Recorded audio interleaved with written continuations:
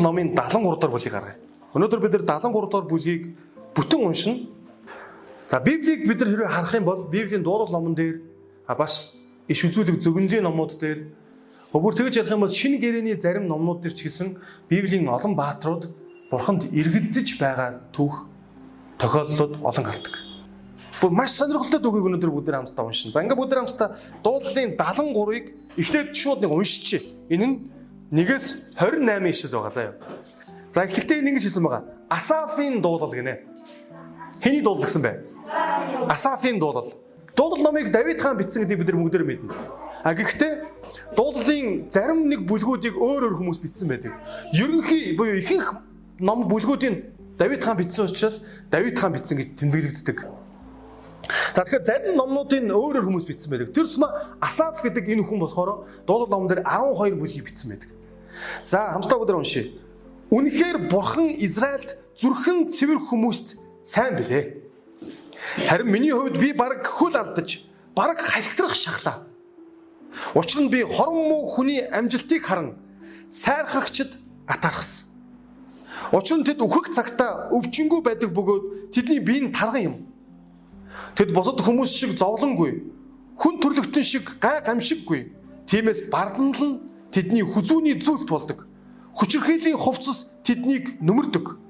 Таргаснаас болж нүд нь бүлтэрчээ. Тэдний зүрхний төсөөллүүд хүслээс нь илүү. Тэд илэглэж, дарангуйллын талаар хорсолтойгоор ярьдаг. Тэд ихэмсгээр ярьдаг. Тэд амаараа тэнгэрүүдийг эсэргүүцэж, тэдний хэл газар дэлхийгээр жагсан алхаж байна. Тиймээс түүний хүмүүс энэ газар руу иргэн ирж, бэлхэн их усыг уудаг. Тэд Бурхан яаж мэддэг юм бэ? Хамгийн дээд нэгэнд мэдлэг байдгүй гэдэг. Харагтун эдгээр нь хорон муу хүмүүс юм.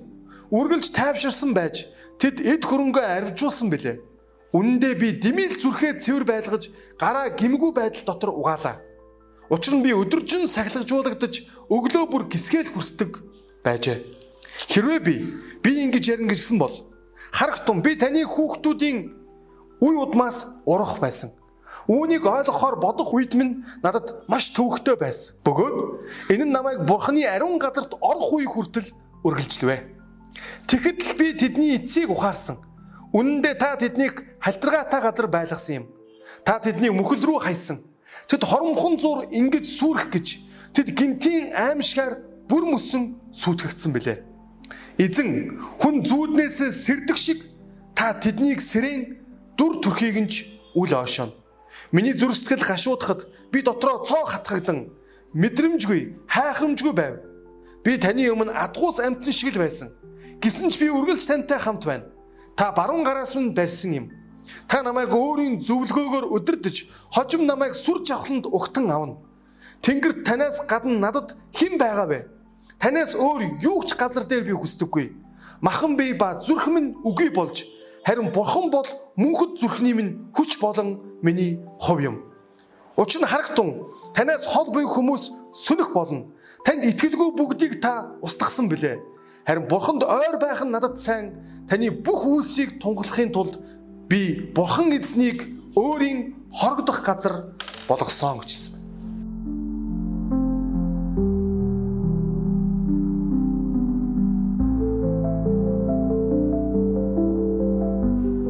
За энэ 28 ишлэл дээр ер нь бол яг цаг агарын мэдээ шиг марж байгаа. Магадгүй та бүрэн дөрвийг ойлгоогүй байх. Ягаад гэвэл яг юу болоод байгааг нь ойлгохдохгүй тий. Гівгэн гэрэл цайж ихтэл эзэн бол сайн юм а гэж ихснээр хав харанхуу болж хар үл бүрхээл бороо ороод учиргүй мөндөр шаагаад бүрсүлдэ цас ороод тийжээснагийн тэнгэр жоохон гийгээл нар цаанаас нь жоохон цэлмээл ингээд төгсгөлдөө тэнгэр цэв цэлэн болж байгаа. Ер нь 28 ишлээ харахад энэ Асаф гэдэг хүн энэ бүлгийг Бурхан дуулахдаа Бурханд бол бүх зовлон тоочж түүний сэтгэл зүйн байдал бол маш ихээр өөрчлөгдсөн юм харагдаж байгаа. Дуулалын 73 дугаар бүлгийг дуулсан Асаф гэдэг хүн бол Лив овгийн хүн байсан.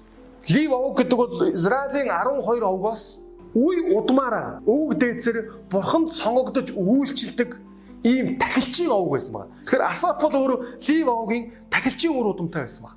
Үүнийг яаж мэдэж болно гэж?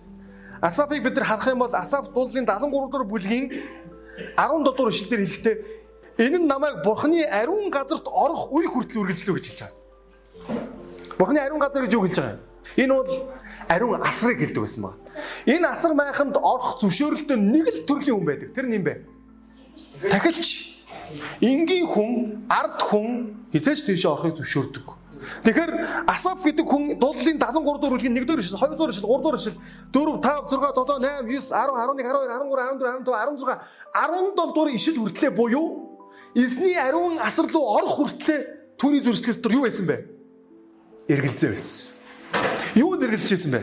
Тэр Асаф өөрийнхөө эргэн тойронд болж исэн бүх үйл явдлууд эргэлзэж байсан байна. Түүнд бүх зүйл ямар санагдаж исэн бэхээр шудраг бус санагдаж исэн. 13 дугаар эшлэлийг харах юм бол би үнэндээ зүрхээ шал дэмий цэвэр байлгаж гараа дэмгүй байдал дотор угаалаа гэж хэлсэн байна. Би үнэндээ шал дэмий өдөржингөө сахилгажуулагдаж өглөө бүр танаас гисгээд хүртлээ. Энэ гисгээд гэдэг үг нь бол монгол хэлэн дээр арай жоохон буруугаар орчуулагдсан. Монгол хэлэн дээр маш ойлгомжтойгоор буулгаж хэлэх юм бол энэ бол дэглэм гэсэн үг. Өглөө бүр босоод залбирлаа үйлдэж, өглөө бүр очиж тахилчийн үүргээ гүйцэтгэж, өдөр бүрийн тэр тахилын үүргийг тахилч гүйцэтгэж, өдөр бүр Бурханаар сахилгажуулагдаж, даруусаж, залбирч, зүрх сэтгэлээ цэвэр байлгахыг хичээж, гараа цэвэр байлгахыг хичээсэн буюу өөрийнх нь итгэл үнэмшлээ дагаад алхаж байсан энэ байдлаа хараад би ер нь Бурхан байна. Шал дэмий энэ өөрийгөө ариун байлгах гэж, шал дэмий өөрийгөө зөв зам дээр халахуулах гэж, шал дэмий өөрийгөө би энэ Бурханд үйлчилж ийн гэж итгүүлж би ер нь дэмий яваад байгаа юм шүү. Бусад хүмүүсийг харахад тэд зугаацж, цэнгэж, тэд амжилтанд хүрж, тэд мандаж, бадарч бүх зүйл нь сайхан болоод байгаа юм шиг харагдаад байна. Шудраг үнэн зөвийг дагахгүй байгаа мөртлөө хүмүүний нүдээр юу түрээд байгаа юм шиг харагдсан байна. Амжилтанд хүрээд байгаа юм шиг санагдсан.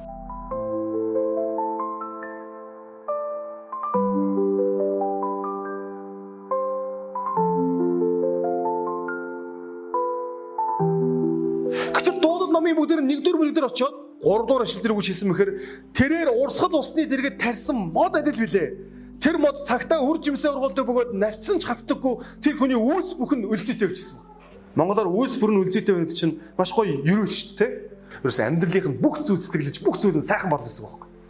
Ямар хүнийг гэж одоо 2-р эшлэл юм шиг. Эзний хуйлд баярлаж түүний хуулийг өдөр шөнөгүй тунгаан бясалгадаг хүн гэсэн. Яг энэ хэнийг хэлж байна? Асафыг хэлж байна те. Тэгсэн чи өөрийгөө нэг л амжилтгүй яваад байгаа мэт мэдэрсэн. Энэ эргэлзээ байхгүй юу? Энийг бидний мэдэрдэг мэдрэмж байхгүй юу? Сүм цуглаандаа үйлчлээ жижиг бүлэг удирдаад баярт мэдээ түгээгч болоод мишнэр хийгээд явж байгаа хүмүүс ямар ч амжилтанд хүрээгүй, ямар ч зүйлийг өөртөө наагаагүй мэт. Гэтэл яг өөртөө нийжлэхэн төгссөн найз нь тэнд анкет бөглөөд ажилд ороод өндөр цалинтай ажилтаа болоод компанид орсон тэнд илүү хувцлаад, илүү машин бариад илүү надаас амжилттай байгаа мэт ийм мэдрэмж төрдөг. Энэ бол нуугаад ах зүйл биш. Асафыг ийм байдалд төрсөн. Асаф төрснөөс хэн байсан бэ? Лив овгийн хүү. Ирээдүйд тахилж болох нь ойлгомжтой. Яг гэвэл тахилчийн хүү, тахилч. Асаф аавынхаа инснэр, ээжигийн инснэр Библи уншаад, суглаандаа яваад, ишлээ чэжлээд, сургаалаа сонсоод, магтан дугаа дуулаад Асаф хөөхөн хүү байсан. Ирээдүйд тахилж болсон. Тахилчаа хийгээд, үйлчлээ хийгээд ингээд явж Асафгийн өөрийгөө олж харсан баг. Би юу амжилттай яваад байна уу? Би амжилтгүй яваад шүү дээ. Тэгэхээр бусад хүмүүс яагаад байна? Амжилттай яваад байгаа юм шиг санагдсан. Хамтаа өдөр дуудлал номын 13:1-2-ыг харах юм бол эзэн хэдий болтол юм бэ? Та намайг үрд мартах юу? Хэдий болтол та надаас нүрээ нуух юм бэ? Би хэдий болтол сэтгэлтэйгээ ярьж бүхэл өдөржингөө зүрхээрээ зовх юм бэ? Хэдий болтол дайсууд нь миний дээр өргөмжлөгдөх юм бэ? Бүр хоёрхан ишлэл дээр хэдий болтол гэдэг үг хэдүү удаа гарчваа? 4 удаа гарчлаа. Тэгвэл бүгдээ 74-9-ыг харъя. Бид өөрсдийн тэмдгүүдэд харддаггүй иш үзүүлэгч байхгүй бөгөөд хэр утгыг мэдэх хүнч бидний дунд алгаа. Бурхан өстөн хэдий болтол тохуурхагдаж дайсан ч таны нэрийг хэдий болтол мөнхөд хараан зүхэх вэ гэж хэлсэн байна. Хэдий болтол гэж дахиад сууж. Тэгвэл бүгдээ 82-2-ыг харъя. Хэдий болтол та шудраг бусаар шүүж хорон мөнхөнд тал засна вэ? Дахиад 94-3-ыг харъя. Хэдий болтол хорон мөнх хүмүүс эзэн, хэдий болтол хорон мөнх хүмүүс баярлаж цэнгэх вэ? Хэдий болтол. Энэ хэдий болтол гэдэг үг бол яг энэ эргэлзээ төрөх үед асуудаг асуулт гэхгүй юу? Ингээд бүгдээ 17 дугаар ишлэгийг харах юм бол Энэ нь намайг Бурхны ариун газарт орох үе хүртэл үргэлжлэв.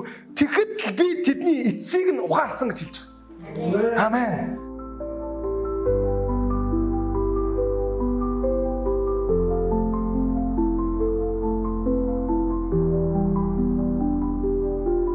Асаф ариун газарт ороод буюу эзний оршихуйд ороод тэгээд ухаарсан баг. Асафын эргэлзээ тайлгдсан. Нэг өдөр ингээд аваараад байсан, томроод байсан тэр том эргэлзээ эзний ариун оршихуйд эзний сүмд ирээд эзний оршихуйг хараад эзэнтэй ярих үед бүр юу ч хөө хумхын тоосч байхгүйгээр тэр эргэлзээ арилсан байгаа. Юу тохиолдов? Асафт юу тохиолдчих вэ? Ямар нэгэн юм тэр ариун өргөнд орох үед Асафт ямар нэг юм тохиолдчих. Яагаад түүний эргэлзээ юу ч арилчих. Яагаад арилчих? Хамтаа өдөр Библийн Йона гэдэг номдор очив. Түүхийг товчхон ярих юм бол Йона Бурхны тушаасан тушаалын эсрэг яваад тэгээд эцэстээ Йона хаана хүрсэн мэхэр далайн тэнгисийн ёроолд аврах том загасныг гизэн дотор орсон байна. Ингээд Йона тэр дотор залбирлсан байгаа. Йона номын 2 дугаар бүлгээр тэр чигээр энэ залбирал байдаг. Энэ залбирлыг төгсгдөг нэг өгүүлбэр байдаг. Энэ өгүүлбэр бол Йона номыг өөрийг нь дүгнэдэг. Энэ өгүүлбэр зөвхөн Йона ном биш, энэ өгүүлбэр өөрөө Библийг дүгнэдэг. Ямар хүн болохоор те бүр Библийг хурангуулж дүгнэж залбирдаг залбирлыг үйлдэж байна. Яг бол яг тэнд бас Йонагийн бүх эргэлзээ харилсан байдаг хөө. Яг Асафтай адилхан. Энэ ишлэг хамтаа уншъя. Харин би талархлын дугаар танд дахил өргөн юу тангаргалснаа би биелүүлнэ. Аврал эзнээс ирдэг юм агчсан баг. Амен. Хоёрхан үг. Аврал эзнээс ирдэг. Хэрэв бид хүн дуулалын 73 дугаар бүлгийн 23 дугаар эшлэлээр нь би үргэлж тантай хамт байна. Та баруун гараас минь барьсан юм гэсэн байна. Би гараас чинь барьсан биш. Харин та миний баруун гараас барьсан юм аа.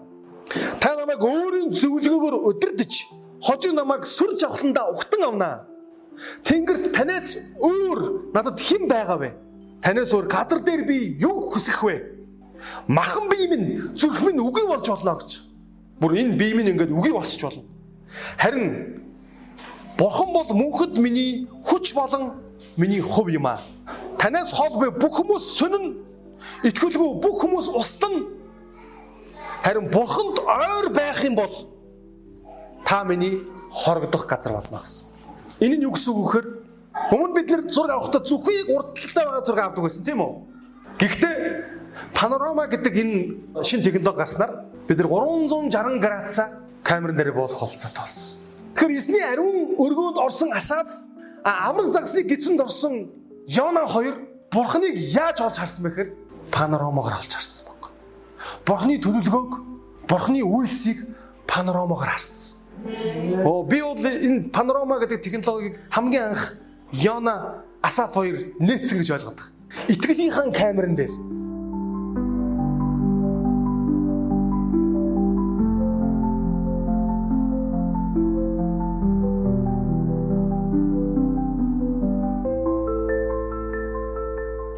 Би таахын нэг зүйлийг хэлмээр байгаа. Бидний амьдралд тохиолдож байгаа асуудал, бэрхшээл, зовлон ямар нэгэн зүйл таны мөнхөд аялах аяллалын нэг цэг төдийд үзэгдэл. Энэ айгуу гой зүйл л гоос. Танаа боддоо. Таны мөнхөд аялах, Бурхантай хамт аялах аялал байна. Хязгааргүй урт аялал.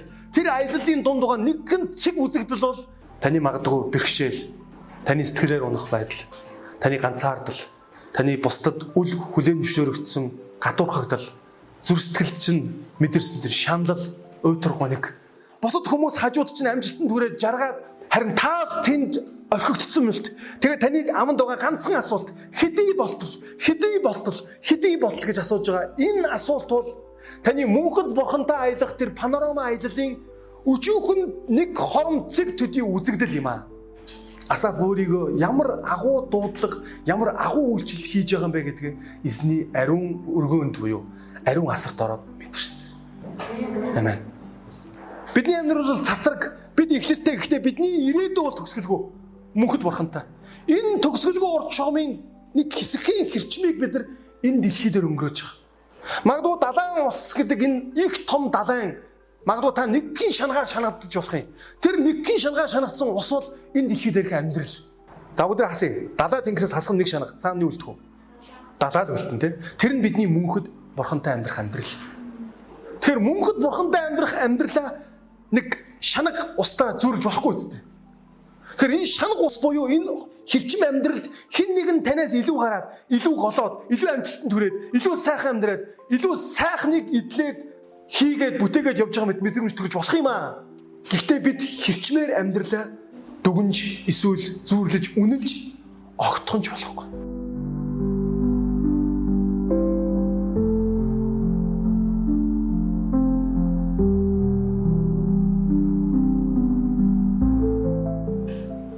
Магадгүй сүмдөө явахад та маш олон зүйлийг алдаж болох юм. Та цуглаанд явдгаасаа болоод маш олон найз нөхдөд алдаж магадгүй. Та маш олон боломжуудыг, маш олон тэмцээн уралдаа, маш олон шалгалт чиглэг, маш олон зүйлсүүдийг та алдаж болох юм.